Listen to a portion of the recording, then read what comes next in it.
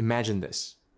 You are taking care of some business, and a senior dev tells you dead serious that the zombie process is being kept alive by a daemon, and you need to do some voodoo programming to fix the Heisenbug before it turns into a full-on Hindenburg.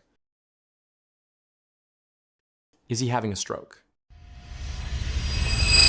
If you've spent more than 5 minutes around developers, you've probably heard phrases that sound like they belong in a fantasy novel, a horror movie, or a cooking show gone wrong.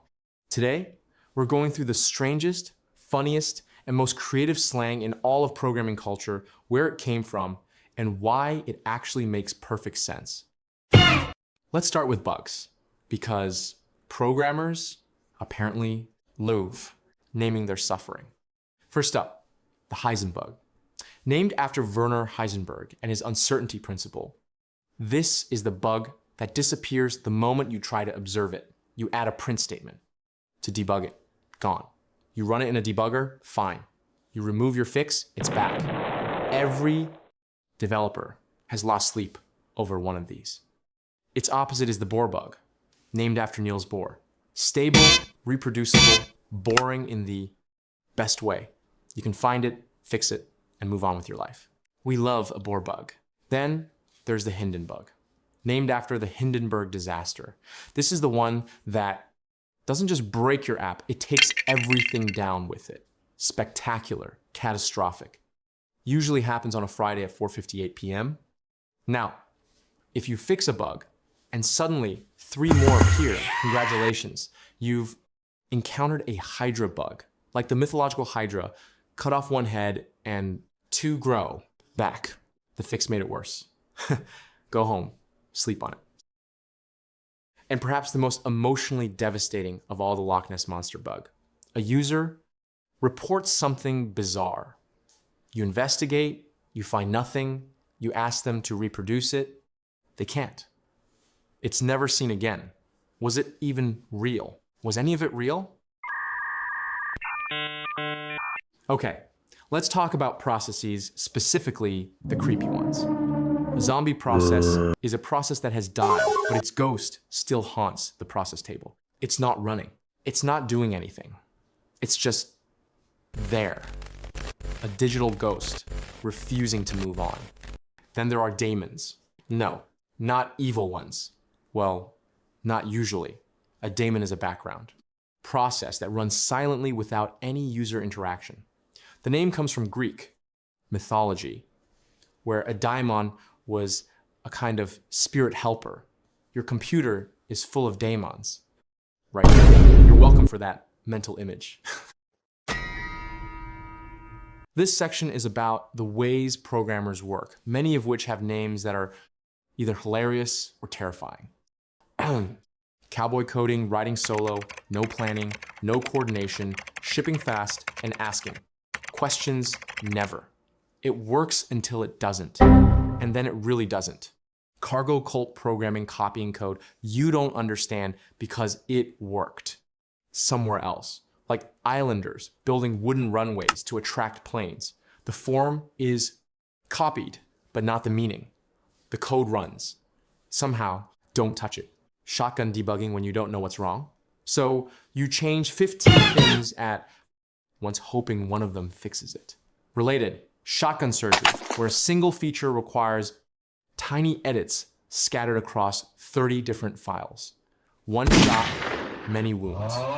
Monkey patching, quietly modifying code behavior at runtime without touching the source. Clever? Sometimes. Mischievous? Always. Maintainable? Let's not go there. And the masterpiece, refactoring. Yes, refactoring with a U, not an A. It's a refactor that makes the code worse. The name sounds like refactoring. It is the opposite of refactoring. It haunts code reviews everywhere. Sometimes it's not the process, it's the code itself that gets a name. Jenga code a code base so fragile that removing any piece causes the whole thing to collapse. You need to add one field to a form and suddenly the login breaks. Classic Jenga. Magic, voodoo, programming code that works, but nobody knows why. It's ancient. the original author left 3 years ago. The comments say, "Don't touch this. You don't touch it." Common law feature a bug so old and so tolerated that users now expect it. You fix it. Users are furious. You revert the fix. A bug has become a feature through sheer stubbornness. Yoda conditions, writing if 42 equals to answer, instead of if answer equals 42. Backwards, it is. Reason? In some languages, putting the constant first prevents accidentally writing equals instead of equals equals, and silently assigning a value. Smart, but it reads like, Yoda wrote it. A few terms so embedded in programming culture they deserve their own moment. Rubber duck debugging, you're stuck on a bug, so you explain your code to a rubber duck out loud, like it's alive. And somehow, in the explaining, you find the bug yourself. This works. It genuinely works. Almost every programmer has done this.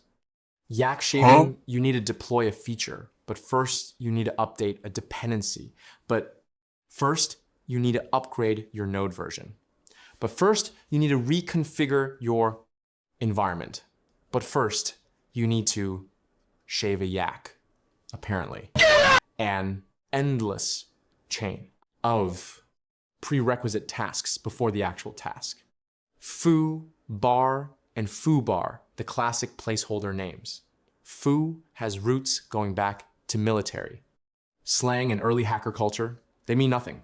They exist to fill space in examples. You've seen them 1,000 times, and you'll see them 1,000 more. And then there's the Quine program, whose only job is to print its own source code, named after philosopher W.V.O. Quine, known for self-referential logic. It's useless and beautiful, and every programmer should write one at least once. For the systems programmers in the room, you'll feel this section in your soul. A naked pointer, also called a raw pointer, is a pointer with no safety wrapper, just a raw memory address, exposed to the elements. Very powerful, very dangerous. One mistake.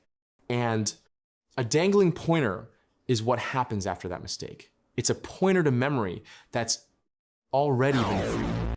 It still points somewhere. That somewhere is now someone else's territory. Chaos ensues. A wild pointer is even worse. It was never initialized. It points to wherever. Complete chaos from the start. And the hero of the story, the smart pointer. A wrapper that knows how to clean up after itself. It manages its own lifetime. It doesn't dangle. It doesn't go wild. It's the responsible adult in the room. So there you have it. Programmers dealing with zombie processes and daemon helpers. Debugging with rubber ducks. Shaving yaks before writing a single line of actual code.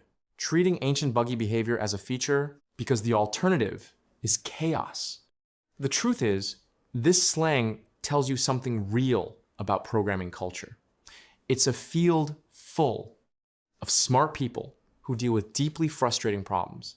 And the only way to survive is to name the suffering, laugh at it a little, and keep going. The next time someone warns you about a Heisenbug in the Jenga code that's been cargo culted from a 2009 Stack Overflow answer, you'll know exactly what they mean, and you'll know exactly how they feel. If you enjoyed this, like and subscribe and drop in the comments. What's the weirdest piece of programming slang you've ever heard? Until the next time,